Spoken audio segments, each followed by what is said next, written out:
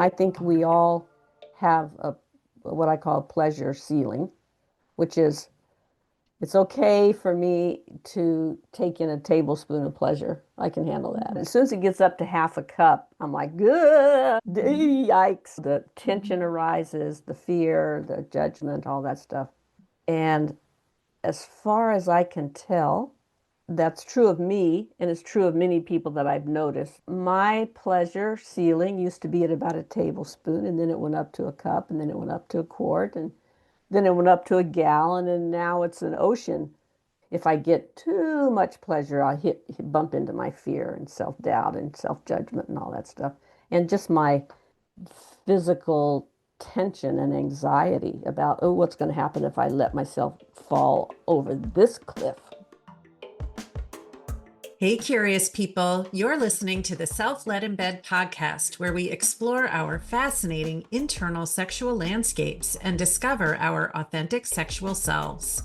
I'm your host, Patricia Rich, a certified internal family systems and sex therapist, coach, and creator of the self-led sexuality model for healing, pleasure, and empowerment. I've spent the last 30 years helping people to develop fulfilling relationships with themselves and others. If you're ready for some warm, smart, and juicy conversations, me and my parts invite you and your parts to get cozy and settle in. Has anyone ever asked you how you would like to be touched, or how you would like to touch someone else? If so, did you easily know? Today's guest, Dr. Betty Martin, has had her hands on people professionally for more than 40 years, first as a chiropractor and later as a certified surrogate partner, sacred intimate, and somatic sex educator. She discovered that lots of people had never been asked these questions and did not know how to answer them. She developed methods to help people to notice the physical sensations of pleasure and to discern what truly feels wonderful as receiver and as giver, and to differentiate these roles. Her insights led her to develop the Wheel of Consent, a practice for arriving at agreements in any context that bring integrity, responsibility, and joy into every interaction. I'm delighted that Betty was interested in joining me here on the podcast for a deep dive into her work and its intersection with IFS concepts such as protector parts, exiles, cultural legacy burdens, and authentic embodied self-energy. In addition to creating the Wheel of Consent, Betty co-founded the School of Consent and wrote The Art of Receiving and Giving with co-author Robin Dalzin. She travels the world teaching touch practitioners, therapists, and professionals how to create empowered agreements in their client sessions. I hope that listeners will enjoy Betty's presence, wisdom, and humor as much as I did.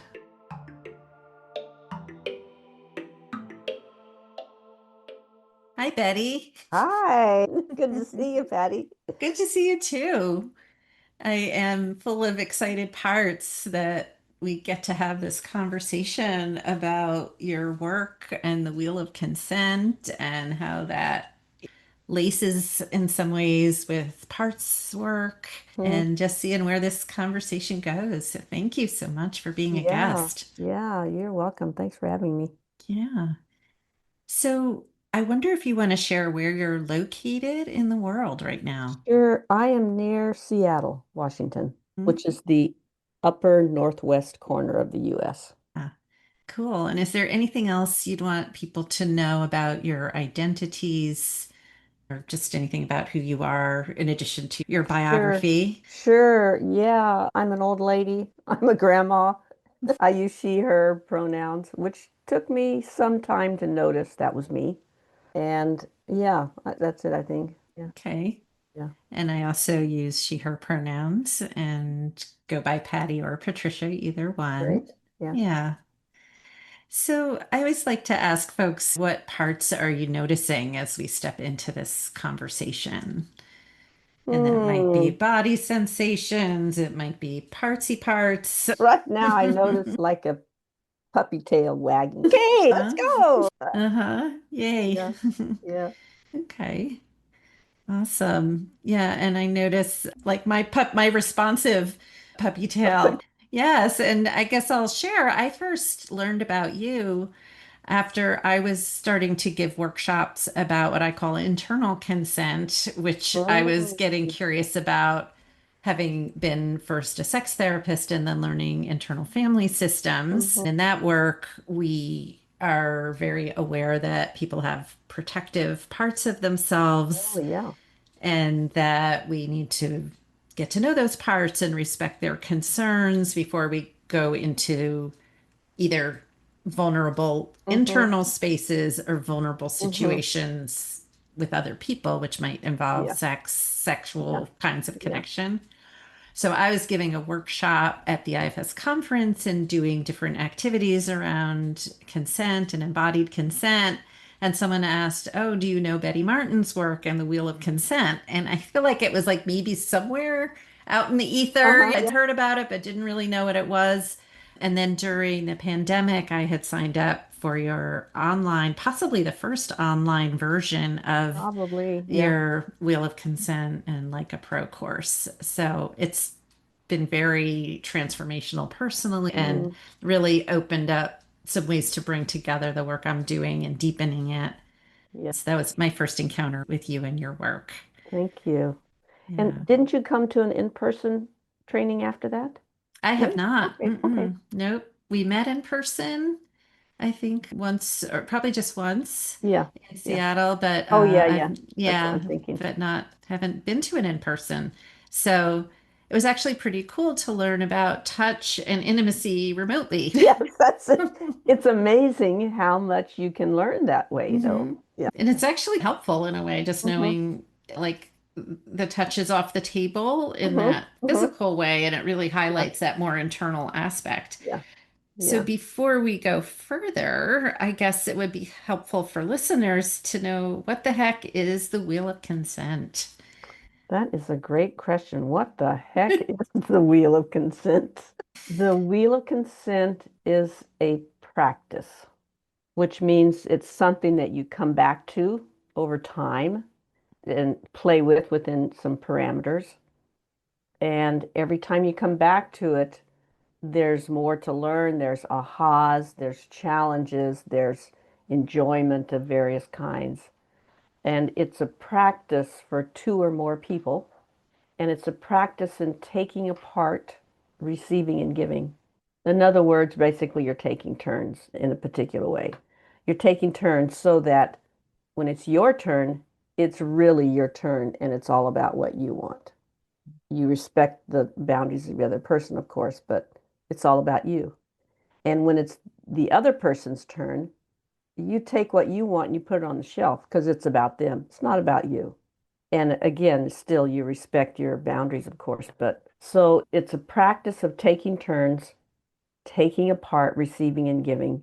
And what happens then is that you find out what receiving and giving are, which is mind blowing. And you learn the vulnerability of of actually asking for what you want and receiving the gift of what you want. Holy shit, that's a whole new thing for a lot of people. And you also learn the self-awareness it takes to get yourself out of the way and give somebody else what they want in a way that's still respecting of you. It's not collapsing or anything like that.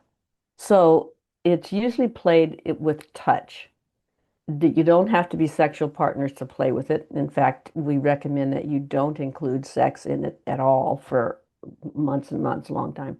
So you can play with practice buddies or you can play with your kids with certain limits, of course. But so in the practice, there's two people, you each ask each other two questions, taking turns with these two questions.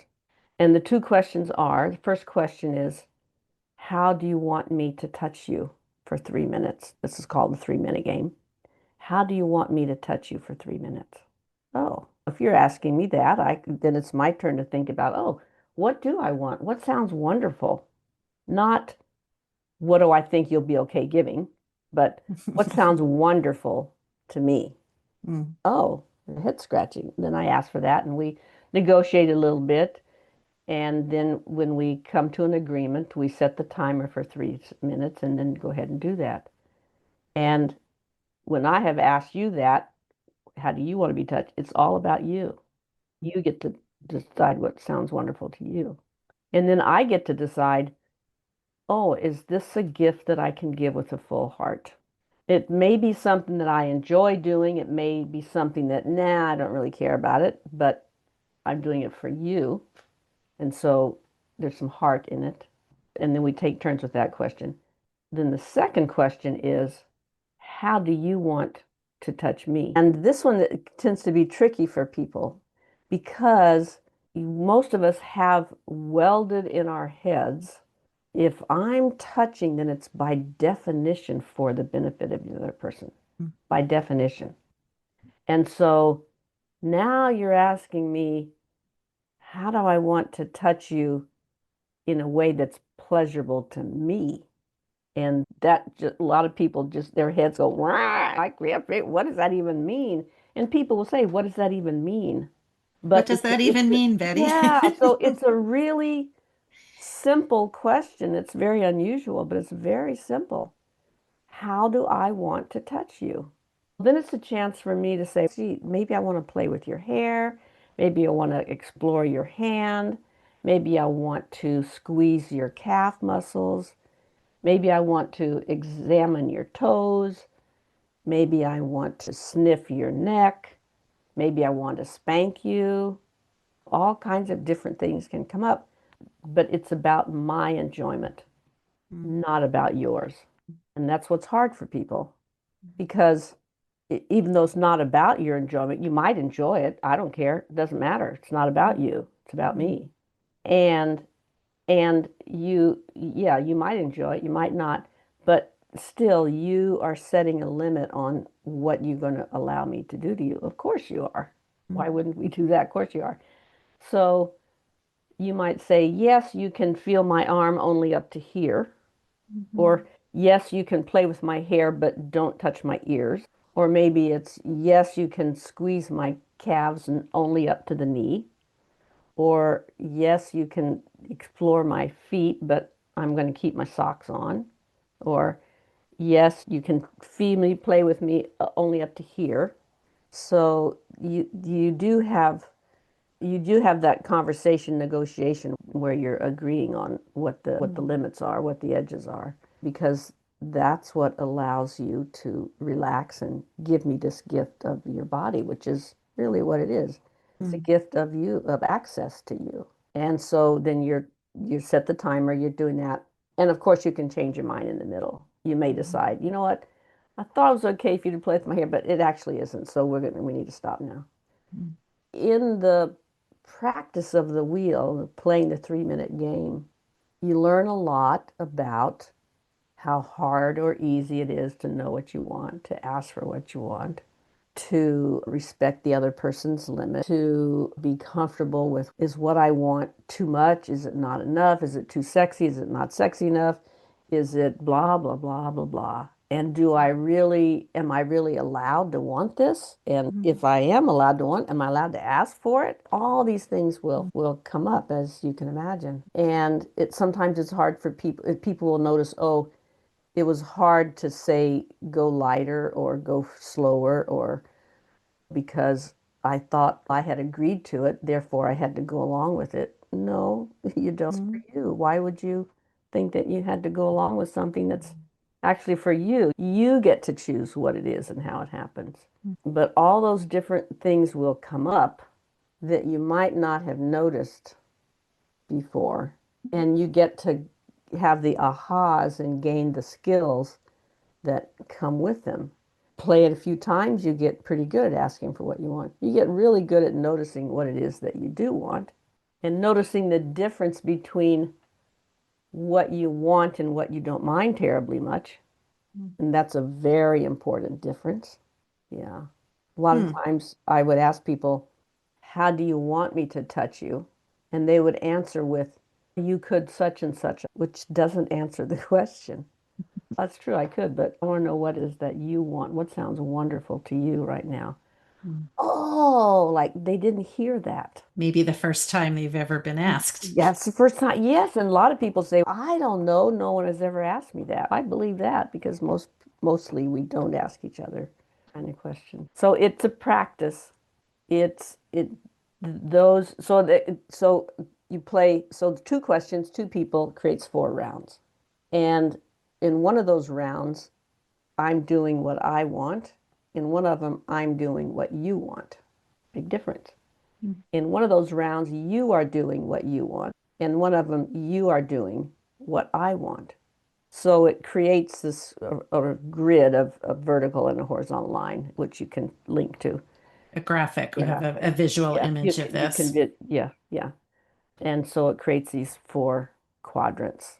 And they have names, of course, but you can see that on the Mhm. graphic. And so the wheel of consent is this model of, oh, here's this dynamic. I'm doing what you want, and I'm respecting my own limits in it. And you'll start to see, oh, that applies to lots of places besides touch. Mm. It's, I'm bringing you a pot of soup when you're sick, or I'm driving you to the airport, or all kinds of things that we do to help each other. And the other dynamic is I'm doing what I want. Well, you're allowing me. And that also has a lot of corollaries in daily life. I can borrow your truck. You're not doing anything for me, but you're allowing me to do the thing that I want to do. I come over and pick the pears of a tree in your yard. I come into the kitchen and put my hand up your shirt. Well, all kinds of different situations. So that's the Thank wheel you. of consent. That's That was what the kind of wheel a is. long answer. The wheel of consent is a practice in Mhm. taking receiving and giving apart in a particular way. Yeah. Yeah. So even with those last few examples, picking pears off the tree in your yard, that could be for me, hey, I really would like those pears. May I, Yeah, pick those absolutely. pears so I Yeah, can have them and make some dessert yeah, out of yeah, that? yeah. Or maybe you want me to take the pears off the tree. Maybe Yeah, that would be a different you question. Yeah, so yeah, it's not defined by any particular behavior. that's right. It's the kind of directionality of Yes, who's the beneficiary. yes. It really, that's a great point. It depends on the agreement. So if I say, I hurt my leg, I can't get to the tree, would you mind picking the pears for me? Mhm. That's a very different question than if you'd like some pears, come get them. Very different Yeah. kind of agreement. Yeah. And what about when something is mutually enjoyable? I hope it mostly is. Yeah. Because That's I've, a really good question because if I'm say it's for you, I'm giving you a back rub. Let's say it's enjoyable for me. Good, that's a bonus. But it's not about, I'm not following my pleasure. I'm following what you have asked for. And so if I enjoy it, that's terrific. And pleasure is interesting because I think of it as a physiological process. It's something that happens in your body, in your brain system. So you're experiencing pleasure as I give you this back rub. I'm also experiencing pleasure. So what? What's that got to do with receiving and giving? It just means that I'm experiencing pleasure. And I can experience pleasure in any of the four quadrants or in no quadrant. I can experience pleasure off by myself in the woods with nobody to give to or nobody to receive from. Pleasure doesn't indicate which quadrant you're in. It just indicates that this physiological process is happening in your body, which feels Mhm. lovely. It's a really common question among couples though, because I think really mostly what happens is that, okay, I am, we're in the quadrant where I'm touching you the way I want. I'm basically feeling you up. And it's enjoyable to you, probably. But if I am feeling a little guilty about enjoying your body, then I'm going to try to make it pleasant to you also. And so then I've just lost the gift that you're giving me. I can't receive it anymore because now I'm basically blocking it by trying to give something back to you. So the gift of access to you can't really arrive in my hands very well Mhm. because I'm thinking about, oh, what's going to feel good to her. Yeah. Yeah. Yeah. And again, this is a practice. It doesn't mean that you want to live your whole life this way. I hope that you don't. I sure don't. Yeah. But within the practice, you want to keep that receiving and giving very distinct. So you're only doing one or the other. When you're rolling around, making out and playing around, you'll notice these dynamics come up, but you don't have to stick to them in that Okay. situation. Yeah. Yeah. Yeah. So I'm noticing all sorts of things percolating Yeah. as I'm listening, and just love hearing you explain this in your own voice and words. And of course, as an IFS therapist, Mhm. parts, just hearing parts, right? Like Mhm. all these Yes. things. And I work with people around this too, kind of what gets between you and being able to Hmm. take in sensual Yeah. pleasure, for Yeah. instance. Yeah. Yeah. And then in this construct, the IFS construct, we might have all kinds of parts there that have Hmm. learned all kinds of lessons Oh, yeah. about how, from family, from culture, from lived experience, and hurts and all Yeah. those Totally. things that, Yeah. like, hey, I'm not supposed to be too big. I'm not Right. supposed to make Right. demands, or I Right. might even go to hell if I Yes. acknowledge this Yeah. desire that I Yeah. have. So Yeah. we get curious about that stuff. Yeah. Yeah. And we have certain ways of like noticing and Yes. listening and Right. paying attention to those things, and then seeing, is there some room for those parts to relax Yeah. and allow a different thing to happen. Yeah. And I'm curious, like in your work, if someone's running into that stuff, how do you help them Yeah. to That's a work great with question. that? I used to work with clients one-on-one for 20 years or so. Before that, I was a chiropractor for 30 years, and then I was a somatic sex educator for another 10, 20 years. And and I'm not a therapist. I'm not an IFS practitioner. I have 30 years of peer counseling, so that informs a lot of what I do. Just the ability to be with the person in their discomfort and just be with them in a supportive way. So that I'm good at. And so occasionally people would say, I'd ask them, how do you want me to touch you? And they'd say, part of me wants this and part of me wants that. And I didn't go into it with the therapeutic modality the way you could, but my approach was mostly just taking the time to let those things sort themselves out. And that might be a few minutes, it might be 20 minutes. So it wasn't, yeah, it wasn't a particular therapeutic skill that I had, but I did come up sometimes. And, or people would say, this part of me wants to say yes, part of me wants to say no. What do I do with that? And I would just say, let's just wait and see what settles out. Yeah. That's really mostly what I would do. I love that quality of patience and Yeah, presence and yeah, yeah. persistence. And Mhm. I think there's an impulse often for people to not have the patience to sit with that. Well, patience, yes, true. And patience is an interesting thing because if something is going contrary to what you want, then you need some patience. But if something is going just the way you want, patience is not required. It just does not apply. So if I, as a practitioner, realize that the time that you're taking is very useful and very rich, it doesn't require any patience at all because there's good stuff going on in there. And so why it doesn't require any patience? It's the exact right thing that needs to happen. And yeah, I came to have a tremendous amount of trust in the process of simply asking people how they want to be touched and just shut up while they consider their options. Yeah. And I came to, and I saw so many times the ahas that would arise out of that and the often the tears of relief, Mm. the tears of gratitude that I really trust the process. And I trust that it's going to take people to some place that's worth going. So, yeah, I don't think of it as requiring patience because there's good stuff going on in there. Some really rich things happening in there. But Yeah.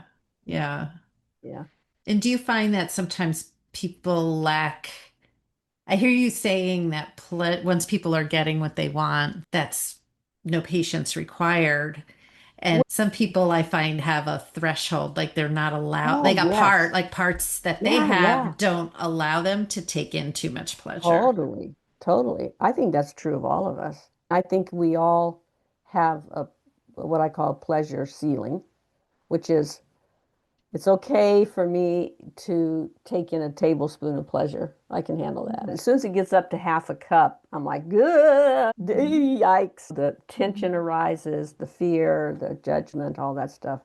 And as far as I can tell, that's true of everyone because I've never, I say it's true of me and it's true of many people that I've noticed. And so I assume it's true of everyone because my pleasure ceiling used to be at about a tablespoon and then it went up to a cup and then it went up to a quart and then it went up to a gallon and now it's an ocean.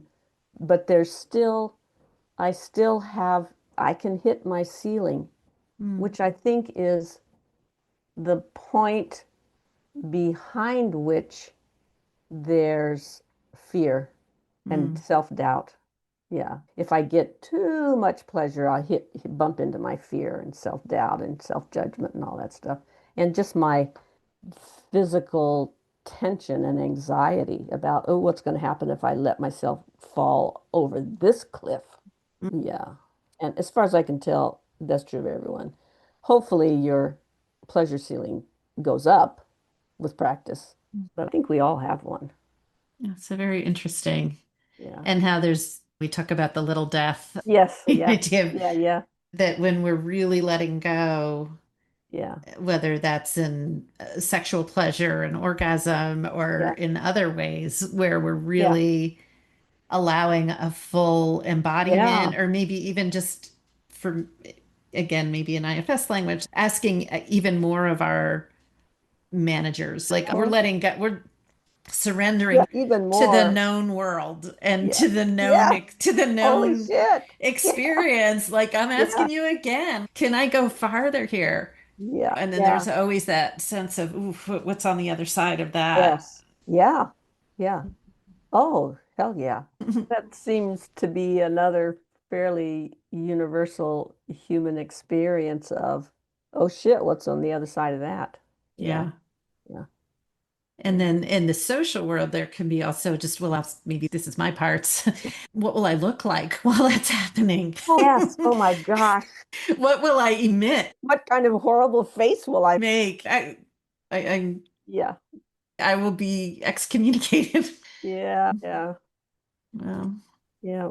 hmm, How joyful can I be without getting excommunicated or banished mhm, or whatever? yeah. Yeah.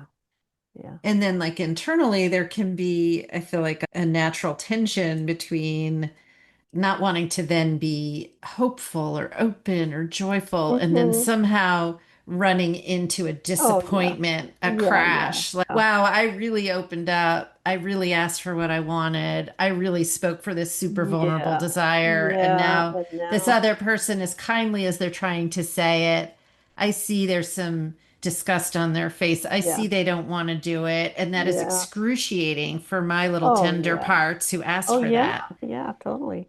Yeah. Totally. Yeah. It's risky. Mm. Definitely it's risky. A minute ago, when I was talking about patience, I was talking in terms of the practitioner being patient with the client person, the receiver Mhm. client person. And I think by your question, it sounded like you were thinking in terms of when I get what I want as the receiver of the gift, and Mhm. that requires patience. I Mhm. think that's different. Yeah. Yeah, because what I was talking about was if you're the client and I have asked you what you want and you're taking a long time to answer, that doesn't require any patience on my part Yeah. because I trust that you're doing what you need to do. Yeah.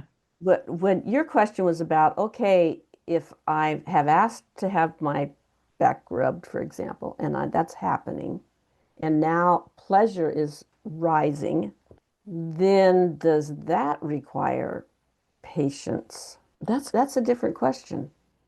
I think it's a different. It is a different question, and I may have flipped in the middle there because I think you may have been saying, I'm not a therapist and this is what I Yeah, bring. And I yeah, was recognizing that quality of yeah, yeah, patience yeah, on the practitioner side.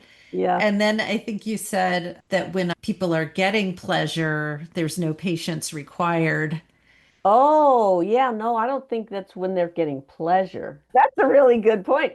I think because when we're experiencing pleasure, stuff's going to come up. Our self-doubt is going to arise. Our fears, our anxieties are going to arise. Of course they are. That's the getting to the pleasure ceiling.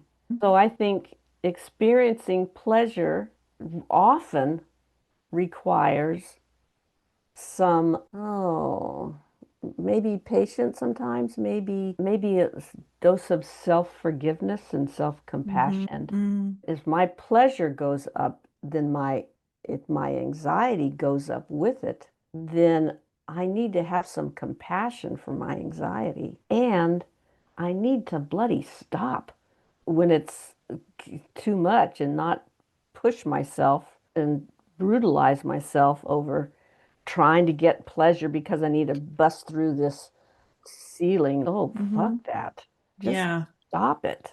So I've seen interesting. that There's, so many yeah, times and I just, oh my yeah, gosh, honey, just yeah. stop it. Yeah, yeah. So interesting because we're teasing apart in a way. There's this physiological experience of pleasure, Mm. and then we may have parts, if I could use that language, that Yeah, have anxiety in some way about the yeah, pleasure, whether it's yeah. not deservingness or even, hey, you got stuff to do, you're taking too Mhm. long, whatever Yeah, it is, right. Yes.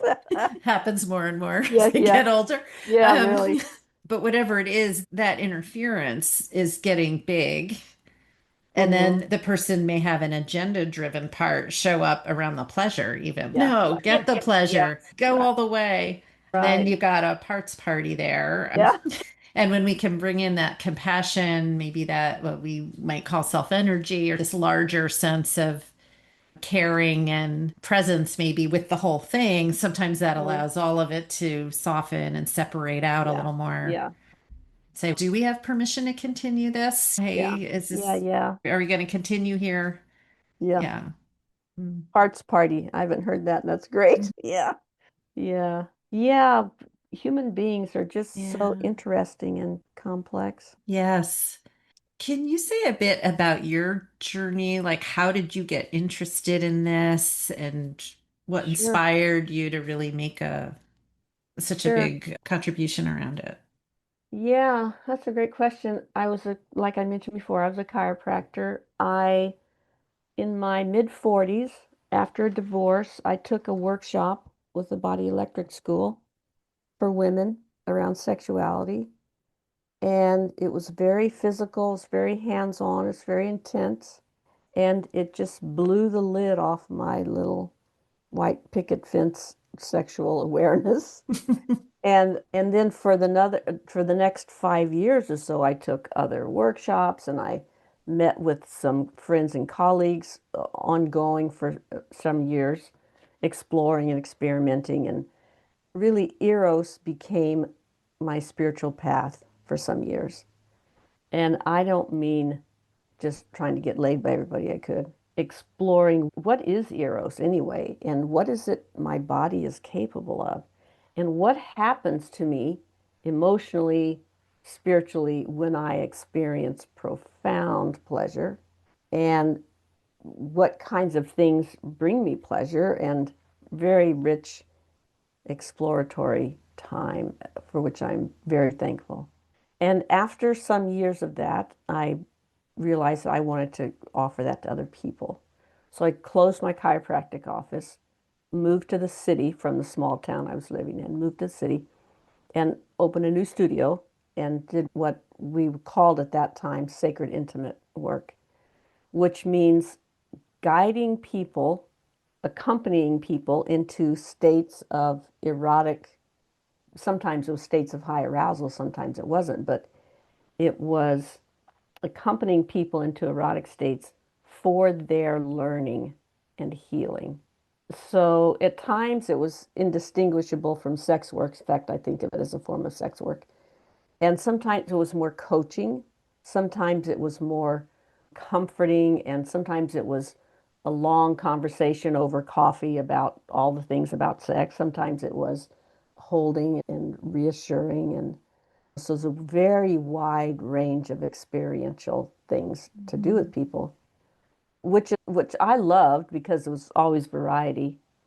And I loved the times that were not erotic at all and the times that were very erotic. And anyway, I really loved it. Did that for a number of years.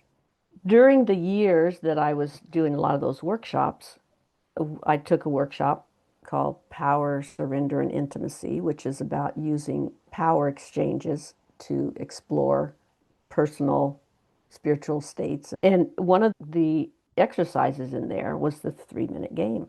And it was a different version. That version was, what do you want me to do to you for 3 minutes? And then what do you want to do to me for 3 minutes?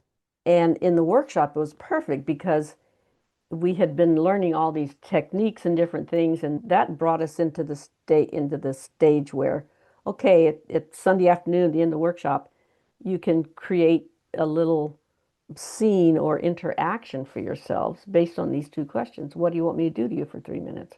Oh, okay, we'll do this, we'll do that. And what do you want to do to me for 3 minutes? Okay, now you would do this, we'll do that. It was so much fun. Oh my God, it was just so much fun. And so I brought that game home and used it with my clients. And I quickly discovered that what do you want me to do to you is too big of a question. So I narrowed it down to how do you want me to touch you? And but you can use it either way.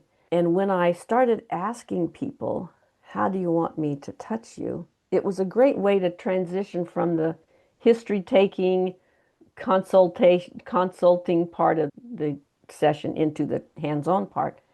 I said, how would you want me to touch you for 3 minutes? And I was really surprised. I was surprised by how many people had no idea. And they would say, I don't know. No one has ever asked me that, which is true. Most people don't ask that. Or they'd say, I don't know, I'm always the one giving. Or, gosh, is it okay? I don't know how to want. I don't know how to know what I want. Or, gosh, maybe you could do such and such. Maybe I could, but that's not the question. The question is what you want, what sounds wonderful to you. All kinds of ways that people just could not hear the question. And then when we actually got around to doing it, there were very often tears of relief, tears of gratitude. Oh my God, thank you. That feels so good. I didn't know I could feel this good. And though the emotional responses are what told me that we are onto something here, something very significant is happening, that asking people what they want, and as they learn how to notice what they want and to speak it, that is huge. It's just huge. It's more impactful than the actual touching.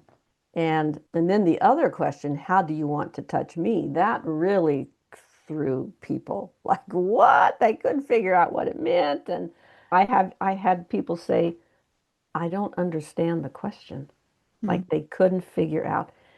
And one person said, just in a workshop after 2 or 3 days, she said, oh, I was hearing the touch part of the question, but I wasn't hearing the word want in there. It took me 3 days to be able to notice that the word want was in that question. Wow. So those kinds of things taught me that this is very significant, what's going on. Mhm. And so at some point, I just noticed that, oh, wait a minute, there's two questions, and two of them there for me, and two of them there for you. And in two of them I'm doing, two of them you're doing. So that's when I drew the thing and I just put a name on it. So yeah, that's where it came from. And then when I started, I was using it with clients, of course. And when I started teaching it to other practitioners, which was about in '07 or '08, that's when it really took off. And that's when I noticed that, oh, this is really useful for people because I didn't know if it would be useful or not. And just this cool little thing that I noticed. It turned out people were really excited about it. And when I made those videos to go on the website, that's when it took off around the world. That was in, I don't know, some bunch of years, maybe 10 years ago, I don't know. But that's when it took off around the world. And that's when people started writing and saying, oh my gosh, this changed my life. And I'm going, oh, Mhm. really? Okay, cool. Yeah. And so that then developed the training for practitioners and then wrote Mhm. the book. Yeah. Wow. And I notice parts that want to jump into so many things that you just said, and then parts that want to ask you about how it's being applied. Yeah. So maybe I just ask that Okay. as a shorter question. How are people applying the wheel of consent beyond sexual connection? Yeah, that's a great question. We've trained a lot of people, and of course, there are a lot of people who are bringing adding this to their already consent conversations. So I did not invent consent. Like it's a very important concept and it's been around and it's continuing to be around and it's really rich conversation happening. And people are bringing this piece into those larger consent conversations, which I think is really great. And that's happening in schools and universities and corporate settings. It's being talked about in the context of liberation and social justice circles. It's in therapy. We have a lot of therapists, sex therapists, psychotherapists, coaches, mental health workers, more and more coming to our trainings, which is really great. The trainings used to be focused very much on hands-on practitioners. So we get a lot of body workers, sexological body workers, sex workers. And we've gotten more and more therapy oriented folks in recent years, which is really great. A student working on her master's degree in sex therapy has written her thesis on it. We have a person in Australia who was working on her master's degree in, I think, art therapy. And she did a project on it using a focus group kind of thing. And she Hmm. wrote her thesis on it. And It's really so being applied in a it's variety, really many getting around. contexts, right? Yeah. And Yeah. A lot of therapists are yeah, using it as guiding their clients into a way to interact that's helpful to them. yeah, yeah, So it's fun. What I'm enjoying seeing where it flies off to, yeah. way beyond my narrow field of expertise. It's so cool.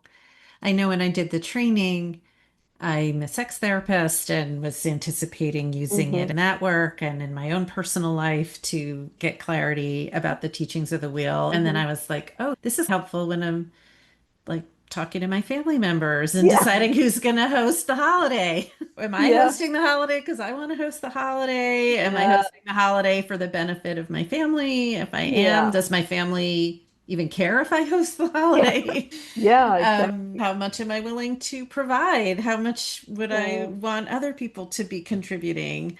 Just as one example, or Yeah. in my work Totally. life, I'm teaching therapists Mm-hmm. how much of when I'm teaching I want to tell the story. Is that story for me? Because Yeah. I like reminiscing Yeah. about that and it makes me feel really alive and like I'm Yeah. entertaining myself. Right. They're giving me the gift of Yeah. attention so I Yeah. can relive my greatest hits. Or is this some story I want to share for them? I'm teaching them. There's Hmm. educational value in this. Yeah. Yeah. And Totally. not to again say good bad because there can be Yeah. benefits Yeah. to Yeah. all of that, but it helps with Absolutely. that sharpening Hmm. clarity on the Yeah. purpose of Yeah. things. Totally. Totally. I'm also curious if you notice, and this is, I'm going to tread lightly here, about patterns related to people's gender socialization. I don't like to Hmm. make Oh, generalizations absolutely. because people Yeah, of any gender can have very varied absolutely. experiences and Yeah. different parts for themselves. And we're living in a culture that tends to socialize people in a super Hmm. binary way with very Hmm. particular scripts.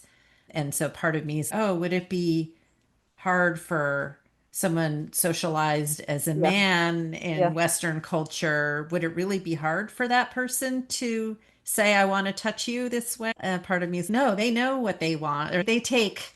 You might think, wouldn't you? It's not been my experience. Yeah, that's a great question. And yes, absolutely.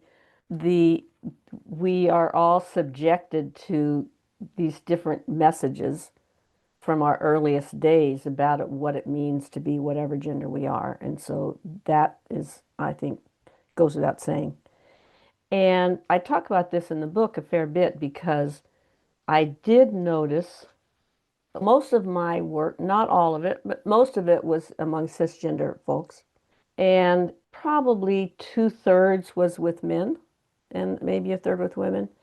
And on average, this was really interesting to me. On average, the men were more responsive to having experiences of pleasure. They sought me out for experiences of pleasure, which I also provided. And women, on average, sought me out for therapeutic healing work. Mm. Not always, but on average. So, one thing that surprised me was that men, people who are socialized as men, had a really hard time with the quadrant where they're touching you for their own pleasure.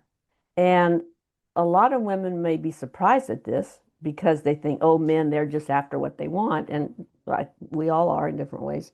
But men had almost a fear of being in that quadrant because if you don't understand the agreement making and the consent, you're going to think that anytime I'm touching you for my own pleasure, then I'm abusing you or misusing you or treating you poorly. And what you don't realize is that if we have an agreement to that effect, then you're giving me a gift that you're happy to give me. Well, that's a very different dynamic, but it proved to be difficult for men to step into that quadrant without this fear. I don't want to be that guy. No, that's wrong. Mm, We're not going there. I'm not doing that. that's so And it was just interesting. hard for them to find. And yeah, that was surprising. Mhm. Hard for them to find. Yeah. It And makes, go ahead. sorry, I was just in parts world here, just really appreciating the what we might imagine are manager type protectors Hmm. that are wanting to keep men or an individual man in a respectful zone, Yeah, and yeah, a safe zone for them and for their yeah, partner. yeah, Appreciating yeah. that. And then also hearing what we sometimes call cultural legacy burdens, right? Like Hmm. this long history and legacy of there being some proportion of men who have transgressed boundaries, Sure. and Yeah. then how the burden of that falls on everyday people. Yeah, totally. Absolutely. Mm. Absolutely. So that was surprising to notice, but it was on the average much harder for men to find that taking quadrant because they tended to be afraid of it or couldn't find it or couldn't access it because their hands were just not awake. And one thing that turned out to be true for women, it was also true for a lot of men, but with women it seemed pretty endemic. And that is the feeling that whatever happens, I'm supposed to figure it out and be okay with it somehow. Just like many women have never been touched in ways that they really want and don't know that such a thing exists. It don't know that it exists. And so when you ask them, how do you want me to touch you? They answer with, oh, this will be okay. That is not the question. And with more interaction and exploring around, you discover that they never knew what it was like. They never, no one's ever asked me how I want to be touched. No one has ever touched me exactly the way I wanted. And so if that's the sort of norm of what touch is, then you just learn to settle for crumbs. And you beat yourself over the head because you think you're supposed to like this thing that you don't really like. Yeah. I mean, it happened for all genders, but for women, it seemed pretty endemic. Yeah, this sort of thinking that, well, he wants to do this thing, so I guess I have to like it somehow, Mhm. go along with it, or what's wrong with me if I don't like it? That was a Yeah. big one. What's wrong with me if I don't like it? Hmm. Yeah, yeah. I notice in my system, there's a deeper fear that can come up. Hmm. Like, this is the revolutionary aspect of what you're Hmm. doing. It seems, oh, it's Yeah, an yeah, innocent little question here. But if yeah. I've lived my whole life according to this certain script where my desire Mm. and pleasure is not the guiding principle, Yeah. and maybe I don't even know what it feels like, and maybe I Hmm. don't, parts of me don't want to know Hmm. because that could blow everything up. Yeah, totally. Yeah. So if we, that's the would you agree with that? It can be revolutionary Oh, because hell yes. once we start saying, as much as I've owned lots of things, there's more things. The Yeah, parts yeah, of yeah. me are whispering the corners. You haven't owned this. Yeah. And if we own that, there's parts of me, they're like, we don't. It's even like with wine. I always said, I don't want to taste good wine. I don't want to know what amazing wine is because right now I can buy my $5 bottle of wine and it does the job. But if I start really appreciating fine wine, I'm going to price myself out or I'm That's going to have really to change true. my life because I don't earn enough money to drink fine wine. And I have the It's parts a around great that. example. We don't want to broaden our Yeah, horizons. yeah, yeah. That's a really good point. Example. But other parts are Yeah, like, that's really limited. That's just a pathetic little yeah, formula to yeah, live by. yeah, yeah. I think it's definitely true that as you gain your own autonomy and empowerment around sexuality and around pleasure, a lot of things change.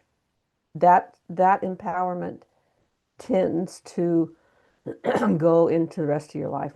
Yeah, and it can, I have seen it make for some difficult times for people. Yeah, Mm, including myself. yeah, Yeah. yeah. I've asked myself why, if the sort of cultural paradigm about men is that they're selfish, why was my experience so not that? In my work with clients was so not that. And I think for one thing, we're all selfish. So sorry, ladies, we do not get a pass on that one. But in this context of touching for their own pleasure, I wonder if it's because the men who came to see me were in search of better, more satisfying sexual experiences. But I don't know, maybe that's the case. But almost all the men who came to see me wanted to, were very focused on pleasing the women in their lives or their male partners, pleasing their partners to the exclusion of understanding how to please themselves. Almost all of them. And so, is that true of most all cishet men? I don't know. Or is it just because those were the people who came to see me? I don't know. Yeah.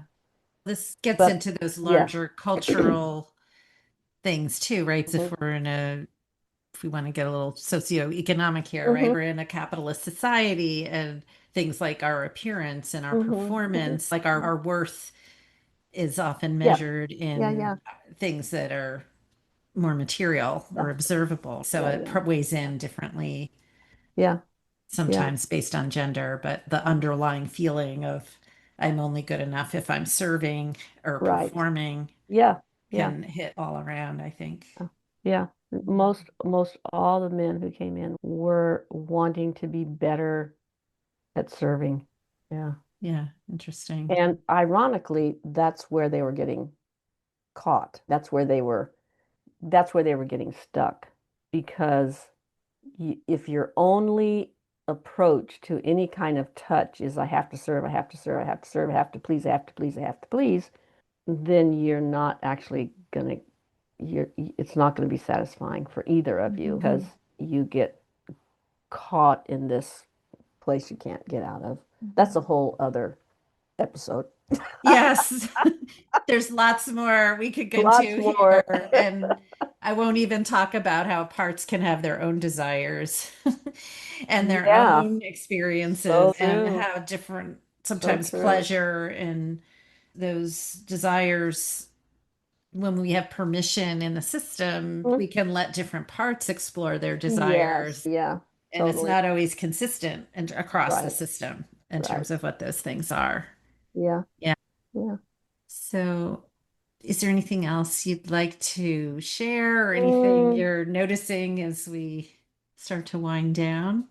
yeah, in I'm not sure how to word this in your parts work, but I will say to most people, with many people, when they want to explore this sort of thing, they'll think that, okay, if I want to experience pleasure, I have to make myself do it. And sounds really awful, sounds really hard, but I'm going to make myself do this pleasure thing. And don't do that. Just don't do that. What you easily forget when it's your turn is that you can stop, you can change, you can choose to do almost nothing, you can choose to do nothing. It really is your turn. So when if it's not pleasant, then why the fuck are you doing it? Just stop. And yeah, many people will try to push through their resistance and all that kind of stuff. That's not the point. It's a principle I call follow the pleasure. You don't tell the pleasure where it's supposed to be. It doesn't work that way. You follow it where it already is. So if it's more pleasurable to sit on the couch and hold hands, then sit on the couch and hold hands. And when you really allow yourself to drink in the pleasure of that, your pleasure ceiling expands. You relax. You learn that you can trust yourself. And then you'll be naturally interested in other things. That will happen automatically if you trust yourself to follow the pleasure instead of telling the pleasure where you think it's supposed to be. Yeah, I love yeah, that. yeah, Yeah, it's very yeah, powerful. yeah. Thank you. So, what are some resources you might share or want to speak now? We'll have a few things in the show notes as well, but do you Yeah, want to name ways people can find out more sure. about your work? Wheelofconsent.org is where most of the goodies are these days. And there's a page with 8 hours of free videos that walk you through all this. There's the book, The Art of Receiving and Giving, The Wheel of Consent, which is available at fine bookstores everywhere. Yeah, the schoolofconsent.org is where we offer our classes, and we offer the professional trainings, which is the one you talked about that you went to. We offer the 5-day professional training. And then also, and those are all over the world. Also, all over the world are the 2 or 3 day workshops for the general public, which we have a lot of people that we've trained to offer those. So That's great. yeah, Yeah, yeah, awesome. And yeah, one last question I like to ask guests, and you're the perfect person to ask this yeah. too, and it could probably take hours, but what's something, I'll say, what's something you find pleasurable? I love a good massage. I just love it. I like touch of most kinds. So yeah, good massage. Awesome. Yeah, Yeah, terrific. Thank you so much. you are And so welcome. I'm stimulated and reinvigorated to dig into some of the practices too. Thank you. Thank you. Nice to see you again. Yeah. Thank you for listening to the Self Led in Bed podcast. Check us out at www.patriciarich.com/podcast, where you can sign up for a free guide to the 6 S's of sexual self energy. And if you liked this episode, please subscribe and share it with a friend. Until next time.